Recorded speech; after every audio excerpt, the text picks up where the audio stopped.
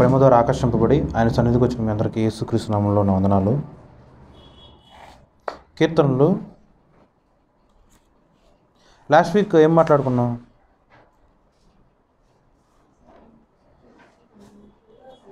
కీర్తనలు 92:3.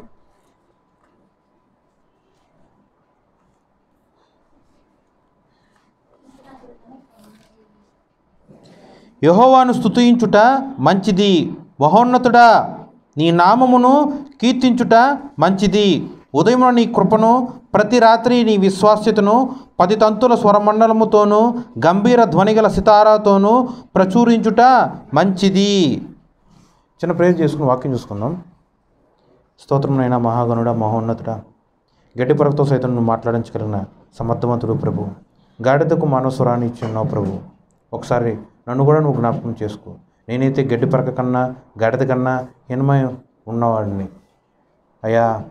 నరుడి యొక్క జ్ఞానం చొప్పున, శక్తి చొప్పున కాదు కానీ పరిశుద్ధాత్మ యొక్క ప్రేరేపణ, నడిపింపు చొప్పున నీ యొక్క నామ మహిమార్థమై నీ వాక్యములో నిగూఢమైన రహస్యములు మేమందరము తెలుసుకున్నట్లు నువ్వే నాతో మాట్లాడు, మాతో మాట్లాడు, అందరితో నువ్వే మాట్లాడు ప్రభు. వినగలిగిన చెవులు, గ్రహించే ఆత్మ ప్రతి ఒక్కరికి నువ్వే అనుగ్రహించమని యేసుక్రీస్తు నామమున ప్రార్థన చేయుచున్నాను తండ్రి, ఆమేన్. Last week మాట్లాడుకున్నావా విశ్వాస్యత. ఈ కీర్తనలు 92వ అధ్యాయము 1, 2, 3 అండర్లైన్ చేసుకోండి. ఆ మూడిట్లో 3 వచనాల్లో కామన్ పాయింట్ ఏంటి? మేరీ లాస్ట్ వీక్ హెడేక్ కదా, మేరీ కళ్ళజోడు తెచ్చుకున్నావా?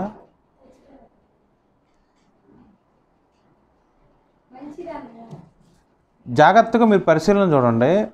92వ అధ్యాయము 1, 2, 3 వచనాల్లో కామన్గా ఉన్న ఒక పాయింట్ ఏంటి? ఏం చేస్తే మంచిది? మంచిది. మరి మన జీవితంలో అన్నీ మంచిగా జరుగుతున్నాయా? అన్ని కార్యములు బట్టి అది మంచిగా మనం అనుకొని దేవుని స్తుతిస్తున్నామా, కీర్తిస్తున్నామా, సంతోషంగానే ఉన్నామా? మరి మీరందరూ ఇవన్నీ పాటిస్తూనే ఉన్నారుగా. మీరందరూ స్తుతిస్తూనే ఉన్నారు, మీరందరూ దేవుణ్ణి కీర్తిస్తూనే ఉన్నారు, మీరందరూ దేవుణ్ణి ప్రచురిస్తూనే ఉన్నారు. మరి మొత్తం మంచిగా జరగాలిగా. ఏది మంచిది? అంటే నీ ఉద్దేశంలో మంచిదా లేకపోతే దేవుడి ఉద్దేశంలో మంచిదా? దేవుని ఉద్దేశంలో మంచిది ఎలా అంటే, దేవుడు శ్రమ గురించి ఏం మాట్లాడతాడు? సరే నీకేమన్నా శ్రమలు వచ్చినాయి అనుకో, నువ్వేమంటావు? పోనీ అనారోగ్యం వచ్చింది, అస్వస్థత వచ్చింది, అసమాధానం వచ్చింది, బాధ వచ్చింది, నువ్వేమంటావు? సో సంతోషిస్తారా? పోనీ మంచిది అన్నట్టు మీరు భావిస్తారా? కానీ దేవుడు ఏమంటున్నాడు?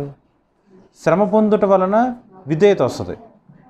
విధేయత కావాలని ప్రార్థన చేస్తాం, కానీ శ్రమ కావాలని ప్రార్థన చేస్తామా? చేస్తున్నారా?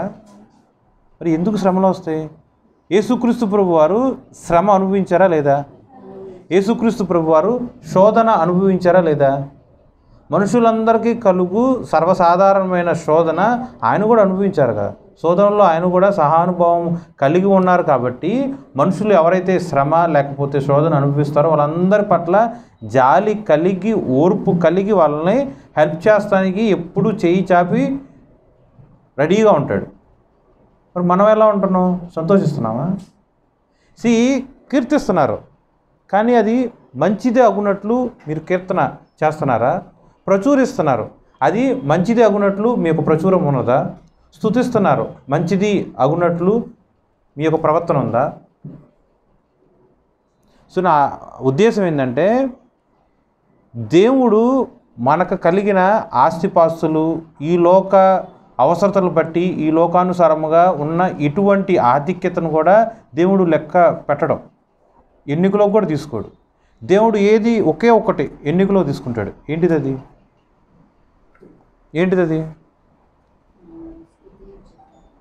సరే స్ట్రైట్ ఫార్వర్డ్ అడుగుతా, నీ ఆస్తి ఏంటి? ఏం చదువుతావు టపుక్కునని? నీ ఆస్తి ఏంటి? నీ ఆస్తి ఏంటి? నీ ఆస్తి ఏంటి? చెప్పమ్మా, నువ్వు చెప్పు మేరీ, నీ ఆస్తి ఏంటి? తల్లిని అడిగితే బిడ్డల తన ఆస్తి అంటారు. ఓకే ఓకే, కానీ విశ్వాసులకు ఆస్తి ఏంటి? కాదు. ఇంకా దేవుడు అనేది కామన్ పాయింట్ అండి. కాదు. నీ ఆత్మీయత నీ ఆస్తి, నీ ఆత్మీయతే ఆస్తి. నీ రక్షణ నీ ఆస్తి, నేను కాదంటల్లా. నీ రక్షణ కూడా నీ ఆత్మీయత బేస్ చేసుకునే ఉంటుంది. నీ కన్నీరు నీ ఆత్మీయత బేస్ చేసుకునే ఉంటుంది.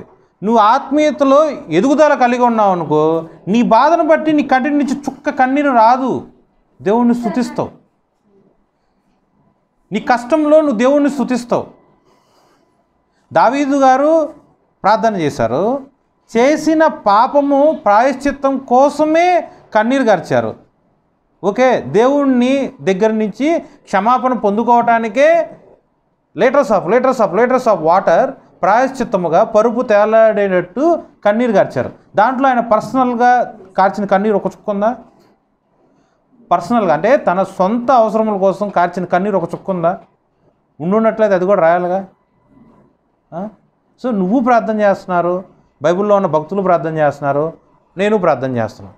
కానీ మన కన్నీరు దేని నిమిత్తం ఉండాలి? మన సంతోషం దేని నిమిత్తం ఉండాలి? నీ ఆస్తి ఏంటి? దేవుడిని ఆస్తి నీ కాదంటలా, రక్షణ నీ ఆస్తిని కాదంటలా. దేవుడైనా సరే, రక్షణ అయినా సరే, ఏదైనా సరే నీ ఆత్మీయానుసారంగా, నీ ఆత్మీయత ప్రవర్తన బట్టి నీ ఆస్తి ఉంటుంది. అందరిలో ఒకే రకమైన పరిశుద్ధాత్మ పరిమాణం ఉండదుగా, అందరిలో ఒకే రకమైన విశ్వాస పరిమాణం ఉండదుగా. అర్థమైందా? నీ ఆస్తి ఏంటి? సో మనిషిలో, ఒక విశ్వాసలో వారికున్న ఆత్మీయత కొలమానం ప్రకారమే దేవుడు ఒక్కొక్కరిని ఒక్కొక్క రకంగా సర్టిఫై చేశారు. మోషే అంటే నమ్మకస్తుడు ఇల్లంతటిలో, దావీదు ఎట్లా హృదయానుసారుడు. మరి మిగతా వాళ్ళందరిలో కూడా ఆత్మీయత ఉందిగా, మరి వాళ్ళందరూ ఎందుకు హృదయానుసారుడు అవ్వలేకపోయారు? మోషే గారిలాగా చాలామంది ఉన్నారుగా. కొన్ని మోషే గారి కాలంలో ఉన్న యెహోషువని తీసుకోవచ్చు, ఆయన కూడా ప్రార్థన చేస్తే సూర్యుడు చంద్రుడు 3 రోజులు ఆగిపోయారు. మరి అది అసాధారణమైన క్రియలు కదా. మరి ఆయన ఎందుకు కావాలో ఇల్లంతటిలో నమ్మకస్తుడు? నా ఉద్దేశం యెహోషువ గారిని తక్కువ చేయాలని కాదు. ఒకే కాలంలో మోషే గారు ఉన్నారు, యెహోషువ గారు ఉన్నారు. మోషే తరువాత యెహోషువ దేవుడి యొక్క పని చేశారు, ప్లస్ ఆయన కూడా గొప్ప దేవుడి సేవకుడే. మరి ఆయన ఎందుకు ఆ సర్టిఫికేషన్ పొందుకోవాలా? వై మోసెస్? ఆత్మీయత. ఓకే, అర్థమైందా? దీంట్లో కామన్ పాయింట్ ఏంటంటే మంచిది. ఆ మంచిది ఎలా?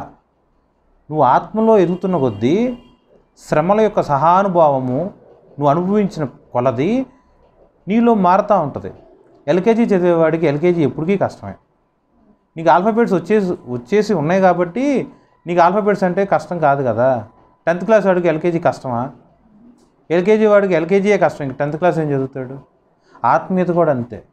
రక్షణలోకి వచ్చినప్పుడు అప్పుడు ఎర్లీ స్టేజ్లో ఉన్న శ్రమలు కానీ శోధన కానీ కష్టంగా ఉంటాయి. ఆత్మీయత ఎదుగుతున్న కొద్దీ, పెరుగుతున్న కొద్దీ గడిచిన కాలంలో అనుభవించిన ఏ శ్రమను ఒక్కసారైనా జ్ఞాపకం చేసుకోండి. దీనికోసమా నేను బాధపడ్డాను, దీనికోసమా నేను కన్నీరు గార్చాను అని అనుకున్నారా? అనుకోలేదా? ఒకసారి మీరు ఆలోచించుకోండి. 10 years బ్యాక్, లేకపోతే 5 years back, at least 1 year back మీకు జీవితంలో ఏదో జరిగి ఉండొచ్చు. ఆనాడు అది కష్టం అనుకున్నారు, బాధపడ్డారు, దుఃఖపడ్డారు. దేవుడి దగ్గర నుంచి వర్తమానం వచ్చింది, ప్రాబ్లం సాల్వ్ అయింది. ఇప్పుడు అది ఒకసారి మెమరైజ్ చేసుకున్నారనుకోండి, అంటే దేవుడు మీ పట్ల చేసిన మేలులన్నీ మెమరైజ్ చేసుకుంటున్నప్పుడు దానికోసం అంతగా కన్నీరు కాచాల్సిన, టెన్షన్ పడాల్సిన అవసరం లేదే, నేనే ఓవర్ ఎగ్జైట్ అయ్యానేమో అన్న ఫీలింగ్ ఏనాడు మీకు కలగలేదా? సో ఏది మీ జీవితంలో వచ్చినా సరే, ఎటువంటి సందర్భం, ఎటువంటి పరిస్థితి మీ జీవితంలో మీరు అనుభవిస్తున్నా సరే, ఒక్కటే అట్టు పెట్టుకుని కూర్చోండి. ఆత్మీయత ఎప్పుడు కూడా తగ్గుతూ ఎప్పుడు వెళ్ళకూడదు. దాన్ని ఉన్న కొందుకి అభివృద్ధి అయ్యేటట్టే మనం దేవుడి దగ్గర గోజాడుకోవాలి, కాపాడుకోవాలి నీ భక్తి జీవితం, అంతే. మిగతా ఏది ఉన్నా సరే అల్పం, శాశ్వత కాలం కానే కాదు. కేవలం నీ ఆత్మీయత మాత్రమే శాశ్వత కాలం. సో బ్రేస్, అది ఎప్పుడు తొట్టెళ్ళకుండా, తొలగిపోకుండా, వైదొలిగిపోకుండా, తక్కువ స్థితికి వచ్చేటట్టు జరగకుండా ఉండటానికి బ్రేస్ యువర్ సెల్ఫ్ అంటారే, అట్టు పెట్టుకొని హగ్ చేసుకొని కాపాడుకోండి. ఎవరో దాన్ని మీ దగ్గర నుంచి దొంగిలించలేరు. ఆత్మీయత కాపాడుకోండి. ఈ వాక్యంలో విశ్వాస్యత గురించి లాస్ట్ వీక్ మాట్లాడాం. దావీదు గారి గురించి అలాగే సౌలు గారి గురించి చూసుకుందాం. కొంచెం వేరే భక్తుల గురించి మాట్లాడదాం. హెబ్రీ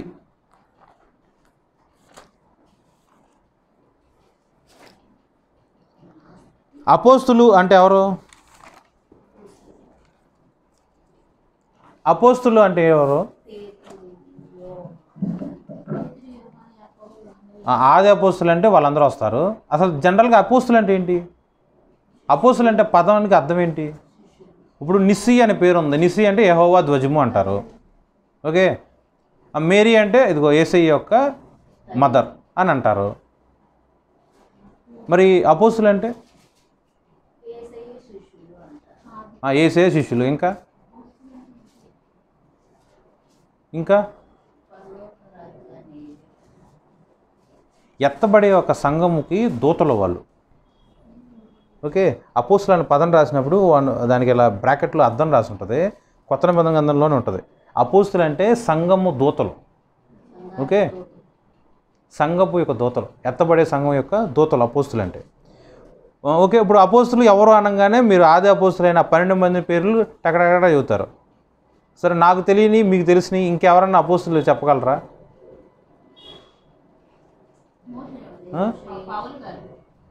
పౌలు గారు అపోస్తులు. ఇంకా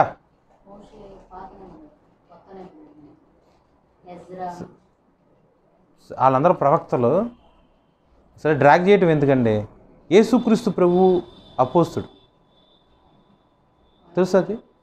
హెబ్రీ 3వ అధ్యాయం. హెబ్రీ 3వ అధ్యాయం 1వ వచనం చదవండి.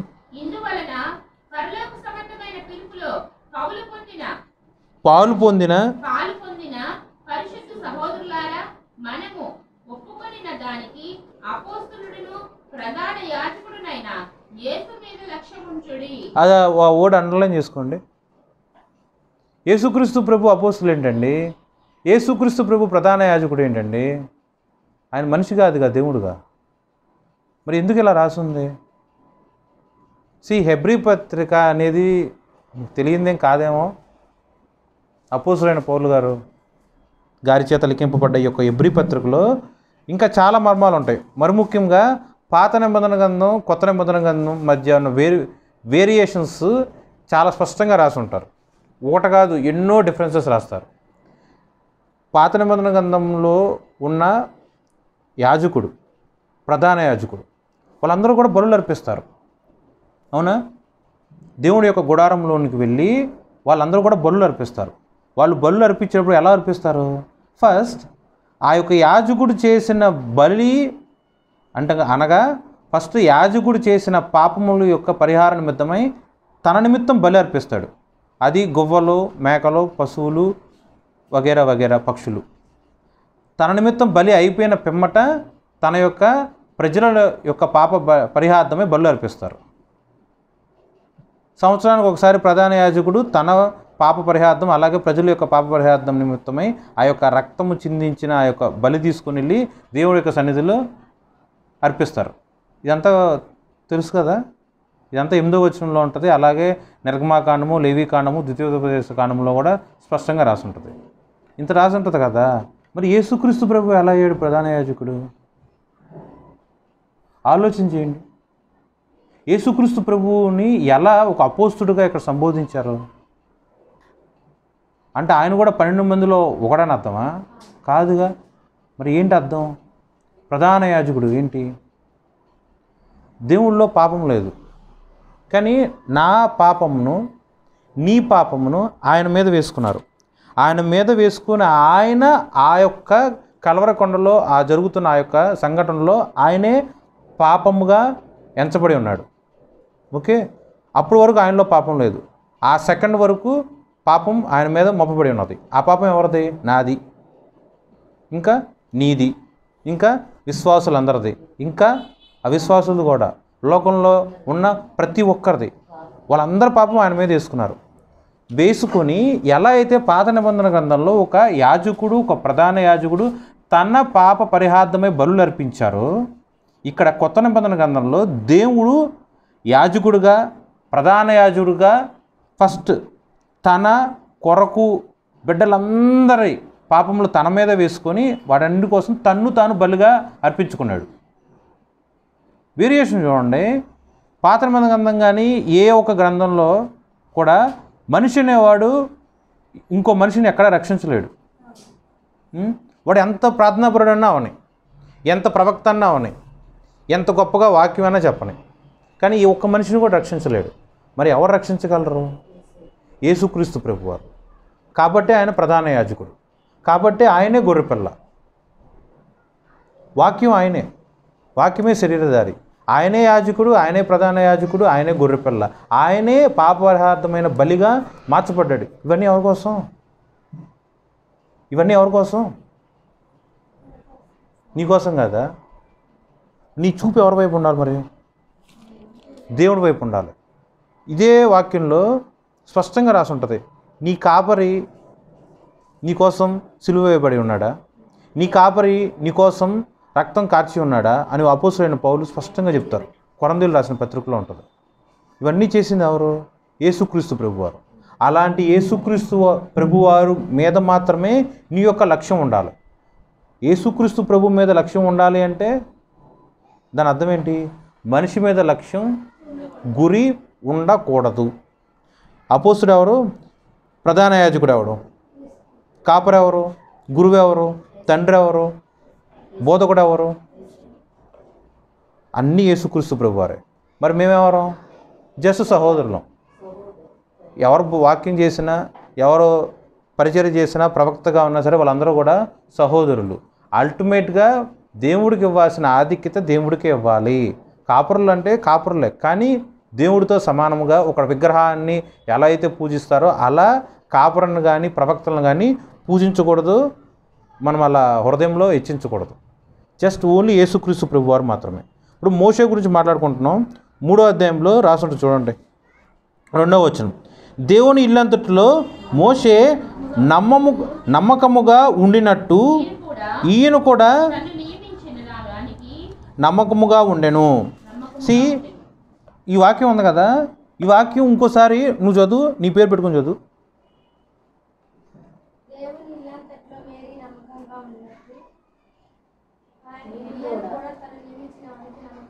నేను చదువుతా చూడండి. 3వ అధ్యాయం 2వ వచనంలో, దేవుని ఇల్లంతటిలో మోషే నమ్మకముగా ఉండినట్లు మేరీని నియమించిన దేవునికి నమ్మకముగా ఉండెను. ఉన్నావా? అంటే నేను ఒక్కదాని గురించి కాదు, నా గురించి, నీ గురించి, అందరి గురించి. ఉన్నావా? నమ్మకంగా ఉంటావంటే ఇల్లు అంటే మరి దేంట్లో నమ్మకంగా ఉండాలి? ఇల్లు అంతటిలో. ఇంట్లో 100 మంది ఉన్నారో, 1,00,000 మంది ఉన్నారో, కోట్ల మంది ఉన్నారో మనకు తెలియదుగా. మరి వాళ్ళందరిలోకి నమ్మకంగా ఉండాలి. ఫస్ట్ ఇల్లు అంటే ఏంటో తెలుసుకోవాలి. నెక్స్ట్ ఆ నమ్మకత్వం అంటే ఏంటో తెలుసుకోవాలి. 6వ వచనం చూడండి, దాంట్లో స్పష్టంగా రాసి ఉంటుంది.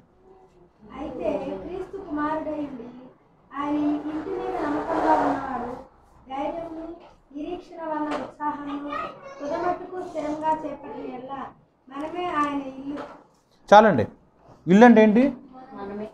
ఆ ఇల్లు ఎలా ఉండాలి? అదే ఎలా ఉంటే నమ్మకంగా ఉంటాం? చదివిన వాక్యంలో ఆన్సర్ ఉంటుంది చూడు.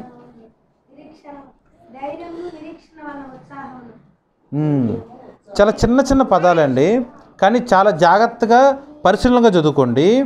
ఫస్ట్ది ధైర్యమును, నిరీక్షణ వలని ఉత్సాహమును. ఎప్పటి వరకు?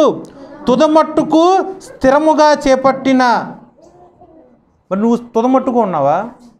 నిన్న ఉన్న ధైర్యం ఇవాళ ఉండదు, నిన్న ఉన్న ప్రార్థన ఇవాళ ఉండదు, నిన్న ఉన్న ఆత్మీయత ఇవాళ ఉండదు, నిన్న ప్రార్థన చేసుకోవాలని తీసుకున్న తీర్మానం ఇవాళ ఉండదు, నిన్న చదవాలి దేవుడి యొక్క వాక్యం అని అనుకున్న తీర్మానం ఇవాళ ఉండదు. ఒకరోజు ఒక గడియలో ఒక క్షణంలోనే మనం చేసుకున్న తీర్మానాలే తారుమారైపోతున్నాయే. మరి వాక్యం ఎంత స్పష్టంగా ఉంది? తుదమట్టుకు, ఊపిరి ఉన్నంత వరకు, ప్రాణం ఉన్నంత వరకు దేవుడి యందు నీకు ఉండవలసిన ధైర్యము చెక్కు చెదరకుండా అలాగే ఉండాలి. దేవుడి యందు నీకు ఉండవలసిన నిరీక్షణ ప్రాణం పోయే వరకు ఒకటే రీతిగా ఉండాలి. ఉన్నావా? ఉత్సాహం ఎలా ఉంటుంది? ఉత్సాహం ఎలా ఉంటుంది? చూడండి, మనం సంతోషంగా ఉన్నప్పుడు ఆ పని చేయడానికి ఉన్న ఆరాటం భలేగా ఉంటుంది. దుఃఖంగా ఉన్నప్పుడు ఏదన్నా హెల్త్ ప్రాబ్లంగా ఉన్నప్పుడు అన్నీ బాగున్నప్పుడు ఆరాధన ఎవరన్నా చేస్తారు. వాళ్ళకి లేనిది మనకుంది అంటే మిగతా వాళ్ళకి మనకి మధ్య ఉన్న వ్యత్యాసం చూపించాలంటే ఎలాంటి దాంట్లో తెలుస్తుంది? ఇలాంటి దాంట్లోనే తెలుస్తుంది. ఇప్పుడు మీరు ఇద్దరు ఉన్నారు, ఇద్దరికి ఒకే రకం ప్రాబ్లం వచ్చింది, సేమ్ ప్రాబ్లం వచ్చింది. జస్ట్ ఉదాహరణ మాత్రమే చెబుతున్నా. ఇద్దరున్నారు, ఇద్దరికి ఒకే రకమైన ప్రాబ్లం వచ్చింది. ఒకే రకమైన ప్రాబ్లం వచ్చినప్పుడు ఒకరు ఉత్సాహంతోనే ప్రార్థన చేశారు, దేవుడి ప్రాబ్లం సాల్వ్ చేస్తాడు అని. ఇంకోరు ఉత్సాహం కోల్పోయి నిరుత్సాహంతో వేసారిపోయి చేశారు. దీంట్లో ఎవరు వారి యొక్క ఆత్మీయతను కాపాడుకున్నవాడు? దీంట్లో ఎవడు దేవుడికి నమ్మకంగా ఉన్నట్టు? మరి మనం ఏ స్థితిలో ఉన్నాం? సో మోషే గారిని తీసుకుంటే ఎంతమంది లక్షల మంది ఆయన్ని ఒక రోజు కాదండి 40 years పాటు ఎలాంటి టార్చర్ చేశారు చూడండి. వాళ్ళ గురించి ఎలా రాసి ఉంటుంది చూడండి. 9వ వచనంలో 45 సంవత్సరములు 3వ అధ్యాయము 9వ వచనం.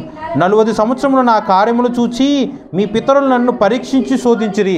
ఏమండి, దేవుడిచ్చే వాక్యం అది, దేవుడు చెప్పిన మాట అది. నీ పితరులు నన్ను పరీక్షించారు, శోధించారు. దేవుణ్ణే పరీక్షించారు, దేవుణ్ణే శోధించారు. మరి మోషేని ఏం చేసి ఉంటారు? పక్కనే ఉంటాడుగా మోషే. ఎలాంటి మాటలతో ఆయన్ని పరీక్షించుంటారు, ఎలాంటి మాటలతో శోధించుంటారు, ఎలాంటి మాటలతో ధైర్యము కొంగతీసినట్లున్నారు. ఆహారం టైంకి మిస్ అయితే ప్రాబ్లం, దాహం లేకపోతే ప్రాబ్లం, బట్టలు లేకపోతే ప్రాబ్లం, నడవలేకపోతే ప్రాబ్లం, ఎండ వస్తే ప్రాబ్లం, వాన వస్తే ప్రాబ్లం, ఏ జరిగినా ప్రాబ్లం. అంటే పక్కనే ఉన్నాడుగా దేవుడు. అంటే అప్పట్లో మనుషులు దేవుడు మాట్లాడలేరు. పక్కనే ఉన్న మోషే మీద పద్దాగా వచ్చి శనిగారు గొనిగారు, కోపం తెప్పించుంటారు, ఇబ్బంది పెట్టుంటారు. ఇన్ని జరిగినా ఒక సెకండ్ కాదుగా ఆయన ఆ యొక్క ప్రాబ్లం ఫేస్ చేసింది, ఒక రోజు కాదుగా ఆ యొక్క ప్రాబ్లం ఫేస్ చేసింది, 40 సంవత్సరాలు ఫేస్ చేశాడు. సో 40 సంవత్సరాల పాటు మోషే ఎలా ఉన్నాడంటే 6వ వచనం చూడండి. 40 సంవత్సరాల పాటు మోషే ధైర్యముతో తుదమట్టుకు బ్రతికాడు. 40 సంవత్సరాల పాటు మోషే నిరీక్షణతో తుదమట్టుకు బ్రతికాడు. 40 సంవత్సరాల పాటు మోషే దేవుడి యొక్క పని ఉత్సాహముతో చేశాడు. 40 సంవత్సరాల పాటు దేవుడు తన యొక్క ఆత్మీయత స్థిరత్వం కలిగి బ్రతికాడు. అన్యులందరూ ఎదుట సాక్ష్యంగా నిలబడ్డాడుగా. మనం దేవుడు ఏమన్నా 40 సంవత్సరాలు చేయమన్నాడా? ఆయుష్ ఎంతవరకు ఉంటుందో కూడా తెలియదు. ప్రాబ్లం వస్తేనే ఆ సెకండ్లోనే కుంగిపోయి దేవుడిని పట్ల టంగ్ స్లిప్ అయి అన్న మాటలు కూడా ఉంటాయి. ఈవెన్ నేను కూడా నా బాధల్లో నా వేదలో నేను అలా మాట్లాడినవాడిని ఉంటాను. కానీ అలా మాట్లాడుతున్నప్పుడు దేవుడు ఒక మనిషి కాదు నాలాగా రియాక్ట్ అవడానికి. ఓర్పు కలిగి ఉన్నాడు, ప్రేమ కలిగి ఉన్నాడు, రక్తమే దారిపోస్తున్నాడు. ఎంతగా నీ పట్ల ఆశతో ఎదురు చూస్తున్నాడు. నీ యొక్క రియాక్షన్ ఇలా ఉండాలి అని, నువ్వు పాజిటివ్ వేలో రియాక్ట్ అవ్వాలని. అంటే నువ్వు ధైర్యము కోల్పోకుండా నిరీక్షణతో ఉత్సాహంతో నీ యొక్క శ్రమల పట్ల నువ్వు ఉండాలి. అలా లేవా నువ్వు దేవుడి యొక్క విశ్వాస్యత నీ పట్ల ఎలా ఉన్నట్టు? ఫీల్ అవుతారా లేదా? బాధపడతారా లేదా? మరి మనం ఎలా ఉండాలి? ఆయన్ని సంతోషపెట్టేటట్టు ఉండాలి. మోషే గారు సంతోషపెట్టారు, మరి మనం దావీదు గారు సంతోషపెట్టారు, మరి మనం సౌలు సంతోషపెట్టలా. మనం ఏ స్థితిలో ఉన్నాం? పరిశీలన చేసుకోండి. నీ యొక్క జీవితంలో తుదముట్టుకు ఉండాల్సిన లక్షణాలు ఈ యొక్క 6వ వచనంలో స్పష్టంగా ఉంది. తుదముట్టుకు నీ ఆయుష్ ఉన్నంత వరకు ఎన్నిసార్లు నువ్వు ఆరాధన చేస్తే అన్నిసార్లు ఉత్సాహంతో ఆరాధన చేయి. ఎన్నిసార్లు నువ్వు దేవుడి యొక్క పని చేస్తే అన్నిసార్లు ధైర్యం కలిగి పని చేయి. ఎన్నిసార్లు నువ్వు ఆశించి నీకు దొరకకుండా ఉన్నా కూడా వాక్యాన్ని అట్టిపట్టుకొని నిరీక్షణతో నువ్వు బ్రతుకు. దేవుడు ఆనందిస్తాడు. నీ భర్తను నువ్వు సంతోషపెట్టాల్సిన అవసరం లేదు, నీ భార్యను నువ్వు సంతోషపెట్టాల్సిన అవసరం లేదు, నీ బిడ్డలను నువ్వు సంతోషపెట్టాల్సిన అవసరం లేదు. దేవుని సంతోషపెడితే ఇవన్నీ ఆటోమేటిక్గా జరిగిపోతాయి. వాళ్ళని సంతోష పెట్టద్దు అంటే వాళ్ళ పట్ల నీ బాధ్యత వదిలివేసే విస్మరించాను కాదండి నా అర్థం. భార్య అంటే భర్తకు లోబడాలి.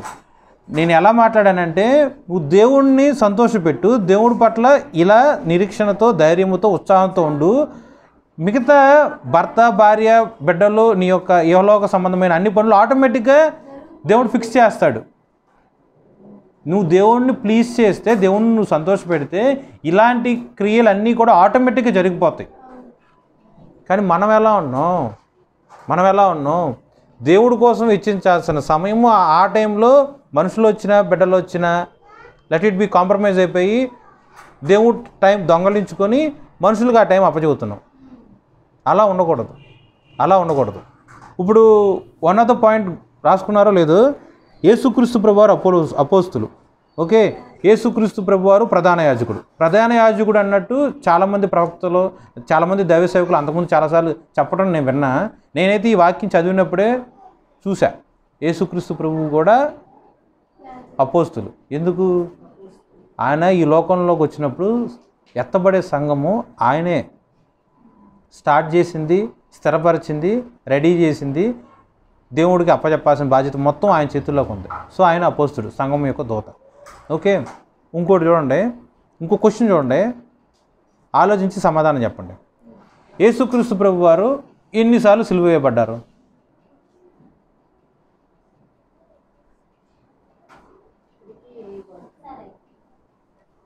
ఋతు చెప్పింది ఒకసారి అండి, నువ్వు చెప్పమ్మా.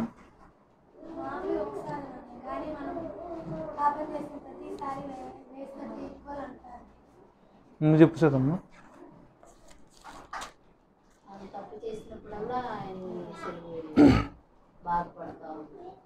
చూడండి, హెబ్రీ 6:4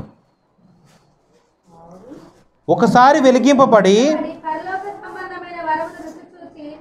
పరిశుద్ధాత్మలో పాలివారై దేవుని దివ్యవాక్యమును రాబోవు యుగ సంబంధమైన శక్తుల ప్రభావం అనుభవించిన తర్వాత తప్పిపోయిన వారు తమ విషయంలో దేవుని కుమారుని మరలా సిలువ వేయచ్చు బాహాటముగా ఆయన నామానపరుచుతున్నారు కనుక మారుమనసు పొందినట్లు అట్టి వారిని మరలా నూతనపరచుట అసాధ్యము. ఓకే, ఇప్పుడు యేసుక్రీస్తు ప్రభు వారు ఎన్నిసార్లు సిలువ వేయబడ్డారు? ఈ పాపం చేసిన వెంటనే దేవుణ్ణి సిలువ వేస్తున్నాం అని కాదు ఈ ఒక వాక్యం. పాపం అనేది మనిషి యొక్క సర్వసాధారణమైన క్రియ. ఇప్పుడు వాక్యం చెప్పినా నేను పాపాత్ముడినే, ప్రవచనం చెప్పినా ప్రవక్తలు కూడా పాపం చేసిన సందర్భాలు ఉంటాయి. జస్ట్ వాక్యం చెప్పినప్పుడు, ప్రవచనం చెప్పినప్పుడు ఆ టైంలో దేవుడు యొక్క ఆత్మ వాళ్ళని ప్రేరేపించి ఆయన క్రియ జరిగిస్తుంది తప్ప మిగతా టైంలో మనుషులకు ఉండాల్సిన లక్షణాలు, క్రియలు అన్నీ వాళ్ళలో అలా ఉండిపోతాయి. ఓకే, మనుషులు కామన్ పాయింట్ అది. మనిషి అనేవాడే పాపం. విన్నారా? ఒక ప్రవక్తను తీసుకున్నా, ఎంత గొప్ప కాపురం తీసుకున్నా సరే, వాళ్ళు చెప్పిన ఆ యొక్క గంట వాక్యంలో మాత్రమే మీరు వాళ్ళని పరిశీలించి చూస్తారు. మిగతా 23 గంటలు ఎలా ఉంటారు మీకు తెలుసా? తెలీదు, తెలుసుకోలేరు, తెలుసుకున్నా బాధపడతారు. నా గురించి కాదండి, ఎవరి గురించి అయినా సరే. సో ఏ మనిషిని దగ్గరగా చూడకూడదు. దేవుడు చేసే క్రియను మాత్రమే మన పరిశీలనగా చూసుకొని దాని నుంచి మనం నేర్చుకోవాల్సింది మాత్రమే నేర్చుకోవాలి. మనిషి మీద ఎప్పుడు గురి కలిగి బ్రతకూడదు. ఈ యొక్క వాక్యంలో స్పష్టంగా రాసి ఉంటుంది, మనిషి మరలా దేవుణ్ణి సిలువ వేస్తాడు. ఆ మనిషి ఎలా ఉంటాడు? ఒక్కసారి వెలిగింపబడి ఒక్కసారే రక్షణ అంటే ఒకసారే.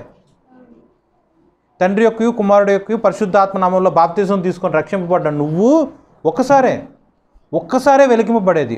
నువ్వు ఒక్కసారి వెలిగింపబడితే నువ్వు మరణం అయ్యే వరకు కూడా దేవుడి యొక్క వెలుగు నీలో ఉన్నట్టే లెక్క. ఒక్కసారి నువ్వు వెలిగింపబడిన తరువాత పరలోక సంబంధమైన వరములను నువ్వు రుచి చూసి, పరలోక సంబంధమైన వరములు అంటే వాక్యము, ప్రవచనము, భాషలు, దర్శనము, స్వప్నములు, ఏదైనా సరే పరిశుద్ధాత్మ యొక్క ప్రేరేపణతో, పరిశుద్ధాత్మ యొక్క ఉద్దేశములో దేవుడు నిన్ను దర్శించి నీకు అనుగ్రహించిన వరములు ఏదైనా సరే ఒక్కటి అనుభవించిన రుచి చూసినట్లే. ఒక్కటైనా సరే నువ్వు రుచి చూసిన పిమ్మట నువ్వు పరిశుద్ధాత్మలో పాలుభాగస్తులు అయినట్టేగా. బాప్తిజం తీసుకున్నావంటే నువ్వు దేవుళ్ళలో ఉన్నట్టేగా, పరిశుద్ధాత్మలో పాలుభాగస్తులు అయినట్టేగా. అన్ని రుచి చూసావు, దేవుడి యొక్క ఆత్మ వచ్చి నీ దర్శిస్తుంది, కళ ద్వారా వచ్చి నీతో మాట్లాడుతున్నాడు, దర్శనం ద్వారా వచ్చి నీతో మాట్లాడుతున్నాడు, తలంపుల ద్వారా వచ్చి నీతో మాట్లాడుతున్నాడు. ప్లస్ దేవుడి యొక్క దివ్యమైన వాక్యము నువ్వు ఎరిగి ఉన్నావు, వాక్యం ధ్యానిస్తున్నావు, వాక్యమును కీర్తిస్తున్నావు, వాక్యమును స్మరిస్తున్నావు, వాక్యమును ప్రచురిస్తున్నావు, వాక్యమును బోధిస్తున్నావు, వాక్యమును ప్రకటిస్తున్నావు, వాక్యము నీ హృదయమునందు కలిగి వాక్యము నీ హృదయమునందు కలిగి ఉన్నావు. ఇన్ని చేసి ఉన్నావు, ఇన్ని చేసావు, నువ్వు ఎట్లా ఉంటున్నావు దేవుడి వైపు? ఇన్ని చేసి ఉన్న నువ్వు ఈ యొక్క యుగ సంబంధమైన అపవాది యొక్క శక్తుల ప్రభావమును అనుభవించితే, అపవాది యొక్క శక్తుల వైపు నువ్వు తప్పిపోయి అపవాది వైపు నువ్వు దృష్టి పెట్టినట్లయితే కనుక దేవుని యొక్క కుమారుడు నువ్వు ఎప్పుడూ కూడా ఏం చేస్తున్నావు అండి? సులువ వేస్తున్నావు. నా ఉద్దేశము పాపం చేసిన ప్రతిసారి దేవుడిని సులువ వేస్తున్నావు అని నేను అంటలా.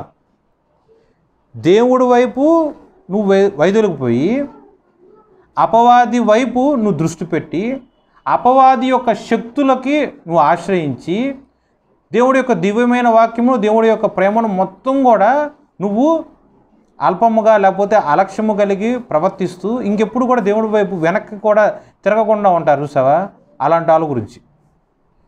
దావీదు గారు పాపం చేశారు, మరి ఆయన కూడా సిలువ వేసినట్టేగా. చేసిన పాపం నిమిత్తం ప్రాయశ్చిత్తం కలిగి క్షమాపణ పొందుకున్నారు. సౌలు పాపం చేశాడు, సౌలు ఒప్పుకున్నాడా? సౌలు ఒప్పుకున్నాడా? ఒకసారి చూడండి, సామెతలు 28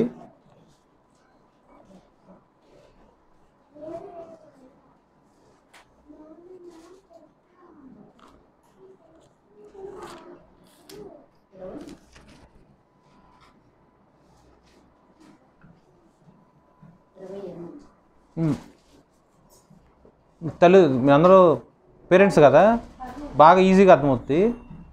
మీ పిల్లల్లో మీ దగ్గరికి వస్తారు,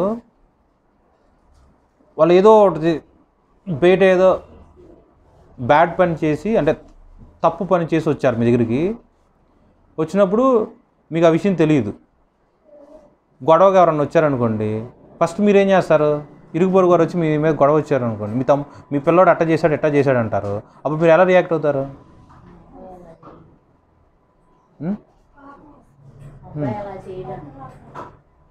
అలా చెబుతారు, మా అబ్బాయి అట్ట అంటాడు కాదు, మా అబ్బాయి ఎలా అంటాడు కాదు, మా అబ్బాయి అలా చేయడండి. అదే తప్పు చేసినాడు ఇంటి దగ్గరకు వచ్చి తల్లి దగ్గర కూర్చొని యథార్థంగా జరిగినట్టు చెప్పాడు అనుకో, మీ రియాక్షన్ ఎలా ఉంటుంది?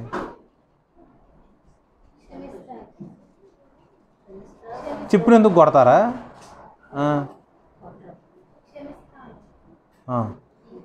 దాస్తే క్షమిస్తారు. అదే చెప్పకుండా, ఏమీ చెప్పకుండా, అది చాలా బ్యాడ్ పని అనుకోండి. ఉదాహరణకి చెప్పకుండా వచ్చి కూర్చుంటాడు. సరే, ఆ టైంలో ప్రేమ ఉంది కాబట్టి మీరు ఒప్పుకోరు, చేయలేదంటే చేయలేదంటారు. తర్వాత నిజం ఎప్పుడు తెలిసింది కదా, తెలిసిన తర్వాత అడుగుతారు, అయినా సరే చేయలేదని అంటాడు. అప్పుడు మీ యొక్క రియాక్షన్ ఎలా ఉంటుంది?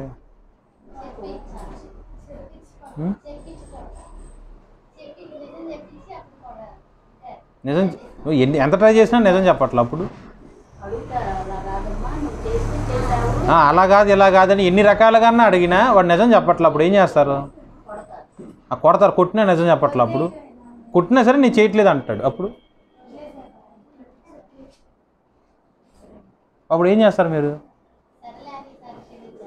సర్లే అని ఎన్నిసార్లు అడిగినా ఒప్పుకోపోయినా సరే క్షమించేస్తారు.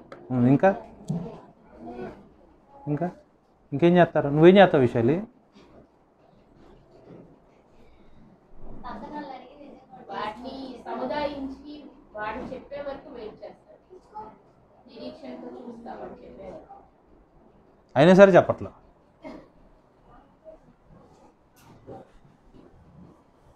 మంచి పద్ధతి అది, మంచి పద్ధతి అది. సామెతలు 28:13. అతిక్రమములు దాచిపెట్టువాడు వర్ధిల్లడు, వాటిని ఒప్పుకొని విడిచిపెట్టువాడు కనికరం పొందును. ఈ వాక్యం కూడా అండర్లైన్ చేసుకుని జాగ్రత్తగా చదవండి. వర్ధిల్లడు, దేంట్లో వర్ధిల్లాలి? చూడండి, ఈ లోక సంబంధమైన ఆస్తిపాస్తులు అవ్వచ్చు, గుణాతిశయములు అవ్వచ్చు, ఆశీర్వాదములు అవ్వచ్చు, ఆత్మీయ సంబంధమైన వరములు అవ్వచ్చు, దేవుని యొక్క వాక్యములోని నిగూఢమైన రహస్యములు తెలుసుకుని దేవుడి యొక్క జ్ఞానమైన అవ్వచ్చు. ఏదైనా నువ్వు తీసుకో, నువ్వు వర్ధిల్లాలంటే ఏం రాస్తుంది వాక్యంలో? అతిక్రమను దాచిపెట్టువాడు వర్ధిల్లడు, దాన్ని ఒప్పుకొను వాడు చదవండి, దాన్ని ఒప్పుకొని వాడు కనికరపడతాడా? వాటిని ఒప్పుకొని విడిచిపెట్టువాడు కనికరం పొందును. చూడండి, ఇక్కడ జాగ్రత్తగా చూడండి. ఒప్పుకోవటం ఒక ఎత్తు, విడిచిపెట్టడం ఒక ఎత్తు. వ్యభిచారం చేయటం ఒక ఎత్తు, నేను వ్యభిచారం చేశాను అని చెప్పి నేను ఇంకెప్పుడు నా లైఫ్లో వ్యభిచారం చెయ్యను అని విడిచిపెట్టడం ఒక ఎత్తు. దీంట్లో ఏది ఇంపార్టెంట్?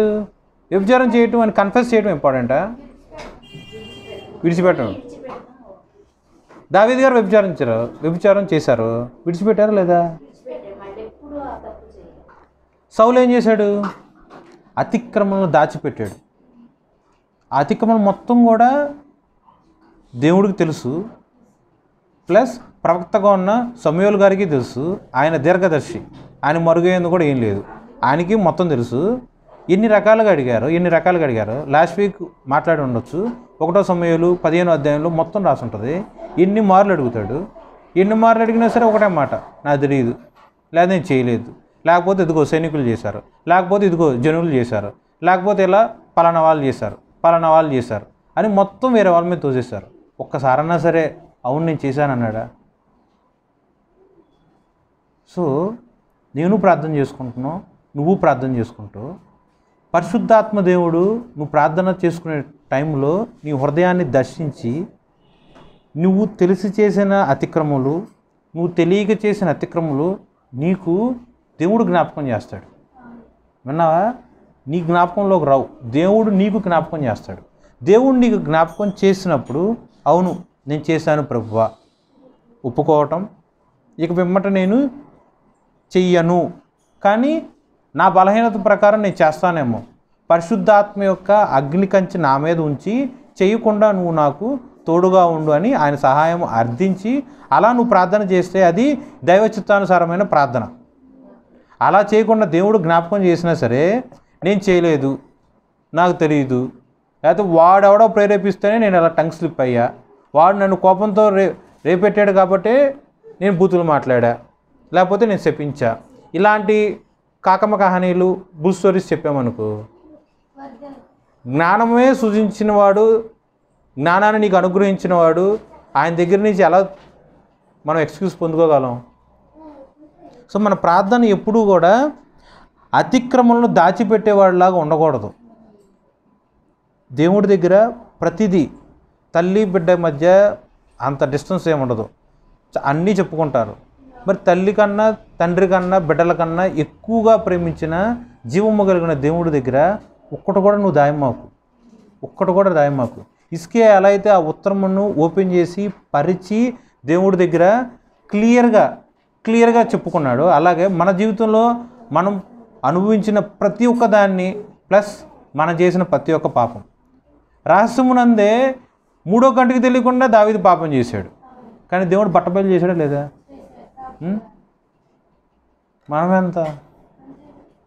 మనమెంత రహస్యముగా ఎవరో చూడలే అని ఒకవేళ మనం ఏమైనా చేస్తామేమో, కానీ దేవుడికి ఉగ్రత కోపం కలుగు చేస్తే అదే పాపాన్ని దేవుడు బట్టబయలు చేస్తాడు. కాబట్టి జాగ్రత్త కలిగి మనం ఎటువంటి అతిక్రమం చేసినా సరే మనం చేసిన ప్రతి ఒక్క అతిక్రమము దేవుడి యొక్క గాయములు రేపేటట్టు ఉంటాయి.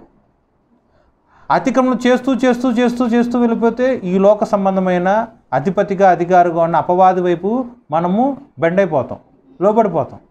ఇప్పుడు పాపం మన మీద ఏలుబడి చేస్తుంది కాబట్టి చేస్తూ వెళ్ళిపోయామనుకో పాపం మన మీద ఏలుబడి చేస్తుంది. అప్పుడు ఏం చేయాలి? డైరెక్ట్ యేసుక్రీస్తు ప్రభుని నువ్వు సిలువ వేసిన దాన్ని అవుతావు, నేను సిలువ వేసేవాడిని అవుతా. అలా ఎప్పుడు కూడా మన యొక్క బ్రతుకు ఉండకూడదు. దేవుడికి నీ పట్ల ఉన్న ఆ యొక్క నమ్మకాన్ని చెరిపివేసే యొక్క భక్తి ఆత్మీయత మనం కలిగి ఉండకూడదు. జాగ్రత్త, నీ యొక్క విశ్వాసం జాగ్రత్త. ఏం చేసినా ఎలా ప్రవర్తించినా పరిశుద్ధాత్మ దేవుడు మొత్తం నీకు తేటతెల్లగా చెప్తాడు. ఒప్పుకో, అంగీకరించు, విడిచిపెట్టు. అప్పుడు నువ్వు ఎలా ఉంటావు? నువ్వు వర్ధిల్లుతావు, కనికరము పొందుతావు. చూడండి, దేవుడు నిన్ను ఆశీర్వదించడానికి చెయ్యి చాపితే దాన్ని అడ్డగించే మనిషి ఒకడున్నాడా? తెలుగు సామెతల్లో చాలా స్పష్టంగా ఉంటుందిగా, అరచేయి అడ్డ పెట్టుకుని సూర్యుడి యొక్క కాంతిని చేయలేరని తెలుగులో ఏదో సామెతలు ఉంటాయిగా. సూర్యుడు యొక్క ప్రకాశం గురించి అంత చక్కగా రాస్తే మరి దేవుడి యొక్క గొప్పతనం ఎంత శ్రేష్టంగా ఉంటుంది. దేవుడు నిన్ను వర్ధిల్ల చేస్తాడు. దేవుడు నిన్ను వర్ధిల్ల చేయటానికి నీకు రెండో వ్యక్తి ఏ మనిషి నీకు అవసరంలా. దేవుడి యొక్క సన్నిధిలో, దేవుడి యొక్క సముఖంలో నువ్వు చేసిన ప్రతి ఒక్క అతిక్రమమును దేవుడికి చెప్పి క్షమాపణ అడిగి విడిచిపెట్టు. అప్పుడు నువ్వు వర్ధిల్లతం స్టార్ట్ అవుతావు. ఎంతగా వర్ధిల్లుతావు? భూమి భరించలేనంత దేవుడి యొక్క కనికరం నీ మీద ఉంటుంది. దేవుడి యొక్క కనికరం నీ మీద ఉంటుంది. మరి నేర్చుకో. ఈ యొక్క రహస్యం అవ్వచ్చు, లేకపోతే ప్రార్థన అవ్వచ్చు, నేర్చుకో. అతిక్రమలను దాచిపెట్టువాడు వర్ధిల్లడు. అతిక్రమలు ఒప్పుకొని విడిచిపెట్టువాడు వర్ధిల్లుతాడు, కనికరము పొందుతాడు. ఓకే, అర్థమైందండి ఇంతవరకు? Any doubts? Any doubts? Same Hebrew 6వ అధ్యాయం. హెబ్రీ 6వ అధ్యాయం 6వ వచనంలో, తమ విషయంలో దేవుని కుమారుని మరలా సిలువ వేయుచు బాహాటముగా ఆయనను అవమానపరుచుచున్నారు గనుక మారు మనసు పొందినట్లు అట్టి వారిని మరలా నూతనపరచుట అసాధ్యము. దేవుడి యొక్క వాక్యం ప్రతిదీ కూడా ఉపమాన రూపంగా ఉంటుందిగా. ఇలా ఇప్పుడు చెప్పిన ఈ యొక్క వాక్యమునికి ఉదాహరణగా సౌలు గారి జీవితం తీసుకుందాం. దీంట్లో సౌలు గారు ఆయనకున్న గొప్ప విశిష్టత ఏంటి? ఇజ్రాయేల్ ప్రజలందరి మీద కూడా దేవుడు నియమించిన రాజుల్లో ద ఫస్ట్ కింగ్ ఆయనే, ఫస్ట్ రాజు ఆయనే సౌలు గారు. సౌలు గారికి ఈ యొక్క ఆధిక్యత ఇచ్చినప్పుడు ఆయనకంటూ ఆస్తి లేదు, మంచి అధికారం లేదు, ప్యాలెస్ లేదు, ఆర్మీ లేదు, ఏం లేవు, సర్వసాధారణమైన మనిషి. మరి దేవుడు ఎలాంటి ఆధిక్యత ఇచ్చాడు? దేవుడు ఎలాంటి ఆధిక్యత ఇచ్చాడు? దేవుడు వర్ధిల్లుతున్న కొలది ఆశీర్వదించబడ్డాడు. తన యొక్క కుమారుడు అయిన యోనాతాను కూడా అంతే విధంగా ఆశీర్వదించబడ్డాడు. యోనాతాను కూడా మంచి భక్తిపరుడు, తండ్రి కన్నా గొప్ప భక్తిపరుడు. దావీదు గారికి చాలా మంచి స్నేహితుడు. ఒక మాటలో చెప్పాలంటే వన్ అండ్ ఓన్లీ ఫ్రెండ్. దావీదు గారికి ఎవడ స్నేహితుడు అంటే ఓన్లీ యోనాతాను మాత్రమే, ఇంకెవరు లేరు. యోనాతాను చనిపోయిన తర్వాత కూడా ఇంకా ఎవరితో ఆయన అంతగా ఫ్రెండ్షిప్ చేయలేకపోయాడు. సరే, సౌలు ఇంత గొప్ప ఆధిక్యత దేవుడు అనుగ్రహించిన తర్వాత క్రమముగా రాజు ఒక చక్రవర్తిగా మార్చబడి వర్ధిల్లుతూ ఇహలోక సంబంధమైన ఆస్తిపాస్తులు అవ్వచ్చు, ఘనత అవ్వచ్చు, ఆధిక్యత అవ్వచ్చు, ప్రతిదీ పొందుకున్నాడు. అధమ స్థితిలో ఉన్నవాడు అత్యున్నత స్థితిలోకి చేర్చబడ్డాడు. ఇవన్నీ దేవుడి వల్లేగా. ఏ పని చేయాలన్నా సరే ఇమ్మీడియట్గా సమూయేలు గారి దగ్గరికి వెళ్తాడు. వెళ్ళి, అయ్యా ఇది పని, మరేంటి ఒకసారి నువ్వు ప్రార్థన చేసి వర్తమానం చెప్పు, దాన్ని బట్టి నేను అడుగు ముందుకు వేస్తా అంటాడు. సమూయేలు గారు ప్రార్థన చేస్తారు, వర్తమానం చెప్తారు. చెయ్యి అంటే ఈ పని నువ్వు చెయ్యొచ్చు అని చెప్తే సౌలు గారు చేస్తారు. ఈ పని నువ్వు చేయమాకు అంటే సౌలు గారు డ్రాప్ అయిపోతారు. అలాంటి ఆత్మీయ స్థితిలో ఉన్నవాడు దేవుడు వర్ధిల్చిన కొలది ఆశీర్వాదం స్వతంత్రించుకొని ఉన్నతమైన స్థితిలో చేర్చబడిన పిమ్మట గర్వం వచ్చింది. ఏమొచ్చిందంటే గర్వం వచ్చింది. ఎలాంటి గర్వం? నా అంతటోడు లేడు అన్న గర్వం వచ్చింది. పడిపోయాడు.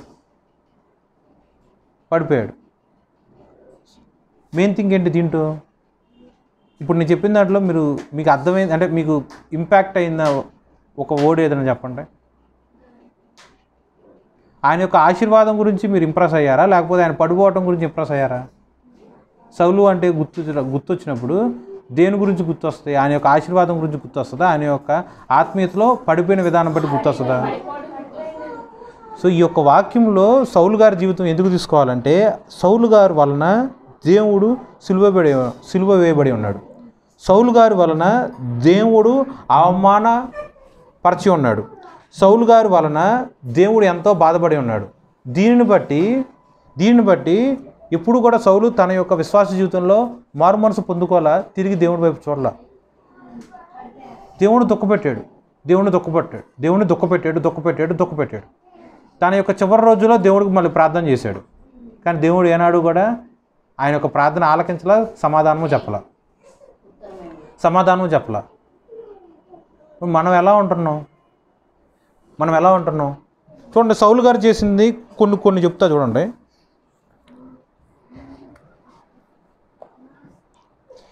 లాస్ట్ వీక్ మనం మాట్లాడినప్పుడు 1 సమూయేలు 15వ అధ్యాయము మొత్తం చదువుకోమని చెప్పా. దాంట్లో మరి ముఖ్యంగా 22వ వచనము, తాను సెలవిచ్చిన ఆజ్ఞను ఒకడు గైకొనుట వలన యెహోవా సంతోషించినట్లు ఒకడు దహన బలులను అర్పించుట వలన ఆయన సంతోషించునా. ఆలోచించుము, బలులు అర్పించుట కంటే ఆజ్ఞను గైకొనుటయు పొటేలు కొవ్వు అర్పించుట కంటే మాట వినుటయు శ్రేష్టము. మాట వినుటయు శ్రేష్టం. ఇది మీకు తెలిసిందే కదా, తెలిసిన వాక్యమే కదా. ఆయన ఇంకో ఘనకార్యం చేస్తాడు చూడండి.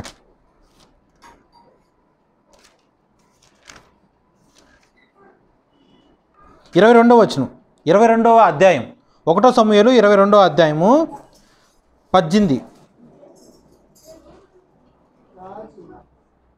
22:18.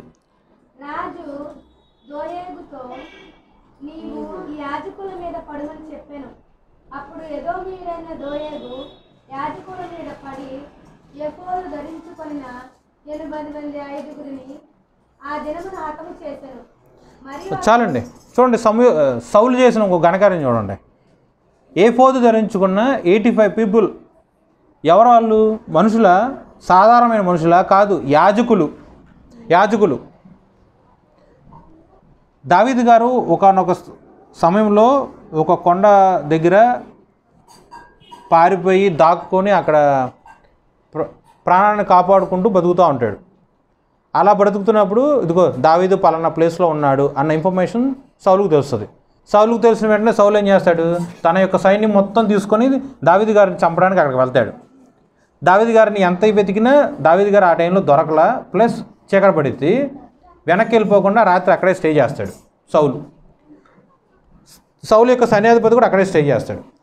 రాజు అంతఃపురంలో కాదుగా ఉంది, ఒక అరణ్యంలో కొండ దగ్గర ఉన్నాడు. శత్రువులు ఎవరైనా వచ్చి రాజు మీద దండెత్తి ప్రాణాపాయ స్థితి వస్తుందేమో అని సైనికులు ప్లస్ సైన్యాధిపతులు కూడా చాలా జాగ్రత్తగా రాజు యొక్క సంరక్షణ నిమిత్తం అలర్ట్గా ఉండాలి. అయినా ఎవరు లేరు. రాజు నిద్రపోవడం మాత్రమే కాకుండా సైన్యాధిపతులు కూడా నిద్రపోతారు. ఈ విషయం దావీదు గారికి తెలుస్తుంది. దావీదు గారు పక్కన ఉన్న మిగతా ప్రజలు అందరూ కూడా చెప్తారు, ఇదే మంచి ఛాన్స్, వాళ్ళందరూ నిద్రపోతున్నారు, మనం పక్కనే ఉన్నాడు, అలా వెళ్ళిపోయి ఇలా సంహరించటం చాలా ఈజీ, వెళ్ళి చంపేసాం అనుకో, ఇలా అడవుల్ని కొండల్ని రాళ్ళని పట్టుకొని పరిగెత్తి ప్రాణం కోసం పారిపోవాల్సిన అవసరము సింహపు గుండె కలిగిన నీకు అవసరం లేదు కదా. మనమందరం కూడా నెమ్మది కలిగి బ్రతకచ్చు, సంతోషం కలిగి మన భోజనం మనం భుజించవచ్చు. కొండల్లో కాపురం చేయాల్సిన అవసరం లేదు. మన ఊరిలో మన యొక్క కుటుంబం మధ్య, మన యొక్క భార్య బిడ్డల మధ్య హ్యాపీగా ఉండొచ్చు అని దావీదు గారి పక్కన ఉన్న వాళ్ళందరూ కూడా చక్కటి సలహాలు ఇస్తారు. తెలుసు కదా ఇదంతా. అప్పుడు దావీదు ఏం చెప్తాడు? దేవుణ్ణి చేత అభిషేకించబడిన వాడిని మనము పళ్ళెత్తు మాట అనకూడదు, ఒక మాట కూడా వ్యతిరేకంగా మాట్లాడకూడదు. అలాంటిది ప్రాణం తీయటం తగునా? అలా చేయకూడదు అని చెప్పి సౌలు దగ్గరికి వస్తాడు. ప్రాణం తీసే శత్రువు ఎదురు ఉన్నాడు, అయినా సరే ఒక మాట కూడా మాట్లాడలా, కత్తి కూడా దుయ్యలా, వచ్చి సౌలు పక్కన సంథింగ్ ఏదో ఒక వస్తువు తీసుకొని వెళ్ళిపోతాడు. వెళ్ళిపోయి దూరంగా వెళ్ళిపోయి అక్కడి నుంచి పెద్దగా కేకేస్తాడు, ఇదిగో సౌలు నేను వచ్చా, ఇదిగో ఇది పరిస్థితి, ఇదిగో సైన్యాధిపతి నువ్వు ఇలా నిద్రపోవచ్చా, తప్పు కాదు అని చెప్పి సైన్యాధిపతిని ఎక్కువ తిడతాడు. సో ఇక్కడ దావీదు గారి యొక్క ప్రవర్తన చూడండి ఎలా ఉందో. తన ప్రాణాన్ని చంపడానికి వచ్చినాడు, ప్రాణం తనకు దొరికింది. విన్నావా? తన ప్రాణాన్ని చంపటానికి, తన ప్రాణాన్ని తీయడానికి వచ్చినవాడు ప్రాణం తన చేతికి దొరికింది. నా పోటాడు ఏమనుకుంటాడు? నా ప్రాణం తీయాలని ఒకడు నా కోసం తిరుగుతున్నాడు, నేను బాధతో ఒక కొండ దాక్కొని నేను ప్రార్థన చేసుకున్నా, నా ప్రార్థన యెహోవా దేవుడు ఆలకించాడు, కాబట్టి నా శత్రువును నాకు అప్పచెప్పాడు, నాకు ఇంకేముంది, నా చేతిలో కత్తి ఉంది, ఎదురుగా శత్రువు ఉన్నాడు, నేను చంపేస్తా, చంపినా సరే అది కేసు అవ్వదు, ప్లస్ దేవుడు ఆమోదించి ఉన్నాడు, దేవుడు నన్ను కొమ్ముతారంతో అభిషేకించాడు, ఇంకేముంది, నేను హ్యాపీగా బతకచ్చు, రాజ్యం నాదే, చక్రవర్తి నేనే అన్న ఫీలింగ్ నా పోటాడికి వస్తుంది. కానీ ప్రార్థనాపరుడు, దేవుడికి హృదయానుసారుడైన దావీదు యొక్క ప్రవర్తన ఎంత చక్కగా ఉంది. శత్రువు చేత చిక్కినా సరే కత్తి దూయిలా, ప్రాణం తీయలా. నువ్వు దేవుడి చేత అభిషేకించబడిన వాడివి, నేను నిన్ను ఒక్క మాట కూడా అనకూడదు. ఏదన్నా ఉంటే నీకు నాకు నా దేవుడు న్యాయం తీరుస్తాడు. నీ క్రియలు నీయే, నా క్రియలు నాయే. నా క్రియలు ప్రతిదీ కూడా నేను దేవుడికి లెక్క చెప్పవలసి ఉన్నది. నువ్వు ఎంతగానో దూషించవచ్చు, ఎంతగా శపించవచ్చు, నాకు వ్యతిరేకంగా నువ్వు ఎంతగానో ప్రవర్తించవచ్చు. ఆఖరికి నీ ప్రాణం నా చేతికి చిక్కి ఉన్నా సరే నేను ఇలా దేవుడి యొక్క ప్రేమకు వ్యతిరేకంగా ఈ పని చెయ్యకూడదు అని దేవుడికి భయపడి, దేవుడు ఎలా అయితే పాపుల నిమిత్తమై ప్రేమ కలిగిన హృదయం కలిగి ఉన్నాడో ఆ ప్రేమను ఆయన వ్యక్తపరిచాడు. మళ్ళీ మీరే ఆ సిచ్యువేషన్లో ఉండండి, ప్రాక్టికల్గా ఆలోచించు. ప్రాక్టికల్ ఒక చెంప కొడితే ఇంకో చెప్ప చూపించు అని వాక్యంలో ఉంది. అది చేయటమే మన కష్టం. ఒక మాట అంటే ఇంకో మాట అనకుండా నోరు ఆగరిని ఈ లోకంలో మనం బ్రతుకుతున్నాం. అట్లాంటిది ప్రాణం తీయడానికి ఒక సైన్యాన్ని వేసుకుని వచ్చిన వాడు ఒక ప్రాణం దేవుడు అతనికి ఇస్తే అనే రియాక్షన్ ఎలా ఉంది, ఎంత చక్కగా ఉంది. ఆ పరీక్షలో ఆయన పాస్ అయ్యాడా లేడా? అదే మళ్ళీ చెబుతున్నా, అదే నేనైతే అది నేను ఒక పరీక్షలాగా స్వీకరిస్తానా? నా ప్రాణం తీయడానికి వచ్చాడయ్యా అని చెప్పి అంగలార్చుకుంటూ ఏడుస్తానేమో, దేవుడి దగ్గర నుంచి ఇంకా వైదొలిగిపోతానేమో. ఇంట్లో ఉండాల్సిన ఎండా వాన రాళ్ళు రప్పలో కొండ దాంట్లో బ్రతుకుతున్నా, నీడ లేదు, వర్షం ఇది చలి అది అని చెప్పి ఎన్ని కంప్లైంట్స్ నేను చేస్తా. దావీదు యొక్క ప్రవర్తన ఎలా ఉంది అంటే దినమునకు 7 సార్లు, చక్రవర్తి అయిన పిమ్మట దినమునకు 7 సార్లు, దానికన్నా ముందు ఎంత ప్రాబ్లం ఆయన ఫేస్ చేశాడు. గొలియాదును చూసి సౌలు భయపడిపోయాడు. దావీదు గారు భయపడలా, ప్రాణాన్ని సైతం లెక్క పెట్టకుండా ధైర్యంగా యుద్ధం చేశాడు. దేవుడి కోసం, దేవుణ్ణి దూషించిన వాడిని ఎదిరించటం కోసం ఈ యొక్క సౌలు వెనకడుగేశాడు. కానీ దావీదు వెనకడుగేలా. యుద్ధము యెహోవాదే అని చెప్పి తన ప్రాణాన్ని సైతం తృణప్రాయంగా ఎంచుకొని యుద్ధం చేశాడు. ఇప్పుడు ఈ యొక్క రిఫరెన్స్లో ఏంటంటే సౌలు ఏఫోదు ధరించిన 85 మంది యాజకుల్ని సంహరించాడు. ఓకే, అలా చెయ్యొచ్చా? అదే కంటెంట్ దావీదు యొక్క రియాక్షన్ ఇప్పుడు మనం మాట్లాడుకున్నాం. సౌలు యొక్క రియాక్షన్ చూడండి ఎలా ఉంది. ఈ యొక్క పనిని బట్టి కూడా దేవుడు సౌలు గారి యొక్క ప్రవర్తన ద్వారా సిలువ వేయబడి ఉన్నాడు. ఏఫోద్ అంటే ఏంటి? ఏఫోద్ ఆ రోజుల్లో యాజకులు ధరించాల్సిన ఒక వస్త్రములు. మరి ఈ రోజుల్లో ఏఫోద్ అంటే దేవుడి యొక్క రక్తము నీ మీద ప్రోక్షింపబడి పిమ్మట నీ యొక్క మనిషిగా ఉన్న నా యొక్క పాపములన్నీ కూడా కనిపించవు. దేవుడి యొక్క బట్ట, దేవుడి యొక్క నీతి మాత్రమే కనిపించాలి. నరుడుగా నాకున్న ఎటువంటి చీకటి శక్తులు అవ్వచ్చు, రోత క్రియలు అవ్వచ్చు, అవన్నీ దేవుడు మొత్తం అల్టిమేట్గా సప్రెస్ చేసేస్తాడు. అప్పుడు ఎవరు కనిపిస్తారు? నేను కనిపించను. నా మీద తొడగబడి ఉన్న దేవుడి యొక్క రక్తం కనిపిస్తుంది. అంత గొప్ప ఆధిక్యత ఉన్న ఆ యొక్క యాజకులని సౌలు సంహరించాడు.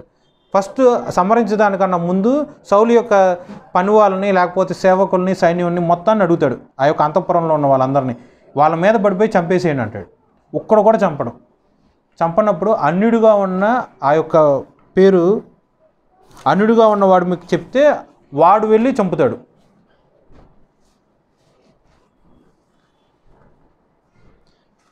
దోయోగు వాడు అన్యుడు, విగ్రహారాధికుడు, వాడికి చెప్తే వాడు వెళ్ళి చంపుతాడు. చూడండి ఇక్కడ డిఫరెన్సెస్ చూసారా?